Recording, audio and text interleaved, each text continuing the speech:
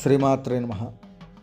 జగద్గురువుల యొక్క ఆశీస్సులతో శ్రీ రాజశ్యామల సహిత దశమహావిద్య స్వర్ణ దేవాలయ నిర్మాణ సంకల్పంలో భాగంగా 2026 జనవరి 19వ తేదీ నుండి రాజశ్యామల సహిత దశమహావిద్య మహాయాగం స్వర్ణ దేవాలయ నిర్మాణ మహాసంకల్పం లోకక్షేమార్థం.